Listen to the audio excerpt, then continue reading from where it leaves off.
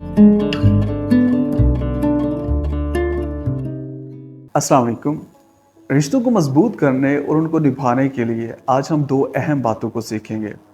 इसमें पहली बात यह है कि आप कानूनी ऐनक लगाकर रिश्तों को मजबूत नहीं कर सकते, और दूसरी बात यह है कि रिश्तों में जिम्मेदारी उसकी ज़्यादा होती है जिसका ज़र्फ ज़्यादा होता है। तो अभी हम इन दोनों बातों को समझने की कोशिश करते हैं।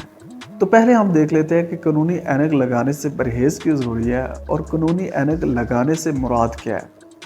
याद रखिए, वो इंसान जो कानूनी ऐनक लगाता है वो दरअसल इस तरह का ज़ाविया नज़र रखता है, यानी इस तरह से सोचता है कि जब तक आप मुझ पर मेरी गलती साबित नहीं करेंगे, मैं नहीं मानूंगा कि मुझ में कोई गलती है, और तब तक गलती आप में ही है।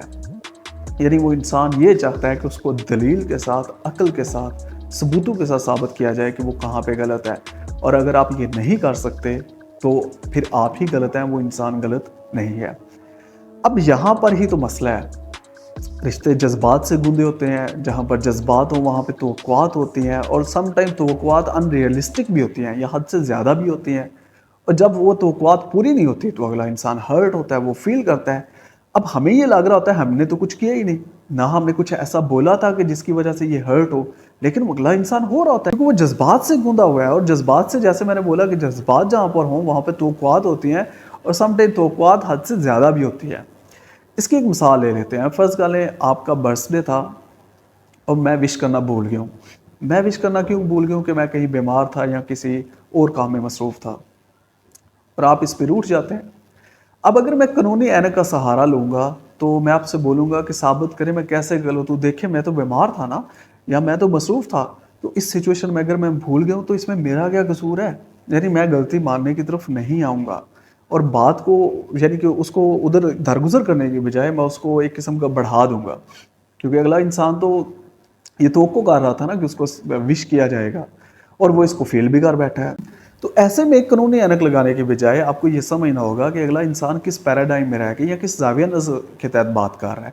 भाई उसने फ़ील किया है, वो हर्ट हुआ है, तो ठीक है, थोड़ा पाज़ ले लें, उसको समझने की कोशिश करें। ना कि आप कानूनी ऐनक लगा के तो उसको कहें कि साबित करोगे तो ही मैं मानूंगा, वरना नहीं मानूंगा। तो अब हम ये समझेंगे कि जिसका ज़र्फ ज़्यादा उसकी ज़िम्मेदारी ज़्यादा। मुआफ़ करने की और माफ़ी मांगने की, इससे क्या मुराद है। इसको समझने से पहले हम समझ लेते हैं कि मुआफ़ करना और माफ़ी मांगने से क्या मुराद है। याद रखें कि मुआफ़ करना और माफ़ी मांगना सिर्फ अल्फाज की हद तक महदूद नहीं होता। अगर आपने बात करना छोड़ दिया था और आपने बात करने में पहल कर दी, तो ये भी एक शक्ल है मुआफ़ करने या माफ़ी मांगने की। अगर आपको कहीं पे इख्तलाफ या एतराज़ था, आपने वो इख्तलाफ और एतराज़ छोड़ दिया, तो ये भी एक शक्ल है मुआफ़ करने और माफ़ी मांगने की।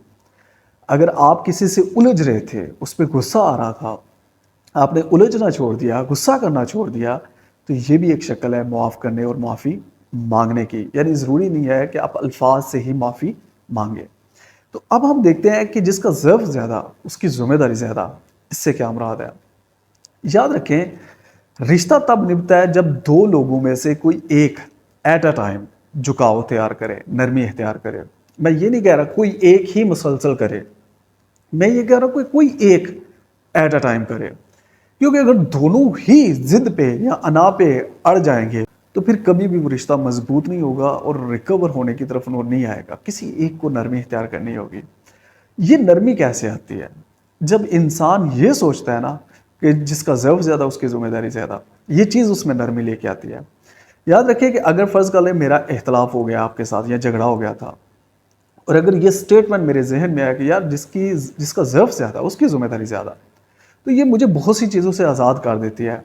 जैसा कि उसने गलती की है, मैं क्यों कोशिश करूँ, या उसकी उम्र कम थी, उसने बदतमीज़ी की है, उसका हक बनता है कि वो मुझसे माफ़ी मांगे या वो ये चीज़ करे, वगैरह वगैरह। इन चीज़ों पे सोचने के बजाय आप ये सोचने लगते हैं कि यार कहीं मैं गलत तो नहीं हूँ, कहीं मुझसे गलती तो नहीं है। तो जब आप ये सोचते हैं कि जिसका ज़र्फ ज़्यादा उसकी ज़िम्मेदारी ज़्यादा, तो ये चीज़ आपको खुद पे सोचने पे मजबूर करती है कि कहीं मैं गलत तो नहीं हूँ। और ये चीज़ आप में फिर नरमी और झुकाव लेके आती है। एक नया ज़ाविया नज़र आता है जिसमें आप दूसरे में ऐब ढूँढने के बजाय खुद में ऐब ढूँढने लगते हैं। और जब आप किसी भी रिश्ते में बिगाड़ की वजह ढूँढेंगे तो आपको पता चलेगा कि 2 लोग ज़िम्मेदार थे, कोई एक ज़िम्मेदार नहीं था। हाँ, ये ज़रूर है कि एक ज़्यादा ज़िम्मेदार था, एक कम ज़िम्मेदार था, لیکن ذمہ دار تو دونوں ہی ہوتے ہیں. تب دیکھیں تالی فرض کر لے, تالی دو ہاتھ سے بجتی ہے. اسی طریقے سے جو رشتوں میں دوری آتی ہے اس کی وجہ بھی دو لوگ ہی ہوتے ہیں. ہاں ایک کم یا ایک زیادہ ہو سکتے ہیں. تو جب آپ اس طرح سے سوچتے ہیں نا کہ جس کا ظرف زیادہ اس کی ذمہ داری زیادہ, تو آپ پھر یہ دیکھنے کی کوشش کرتے ہیں کہ آپ کہاں پہ غلط ہیں, اور پھر آپ کو غلطیاں نظر آنے لگ جاتی ہیں. اب کم ہے یا زیادہ وہ الگ بات ہے, لیکن آپ کو یہ ضرور محسوس ہو جاتا ہے کہ اگر اس نے غلطی کیا تو غلطی تو میں نے بھی کی ہے. یہ چیز آپ میں نرمی لے کے آتی ہے. اور پہلے کہیں آپ نے جو 10 دن میں آپ نے راضی ہونا تھا یا ماننا تھا, اب ہو سکتا ہے 10 منٹ میں مان جائے. تو اس لیے اگر آپ رشتوں کو مضبوط کرنا چاہتے ہیں تو آپ کو یہ دو سٹیٹمنٹ ہر وقت اپنے ذہن میں رکھنی چاہیے. ایک تو آپ کو قانونی اینک سے بچنا ہوگا, اور دوسرا جس کا ظرف زیادہ اسی کی ذمہ داری زیادہ, معاف کرنے کی بھی اور معافی مانگنے کی بھی. السلام علیکم.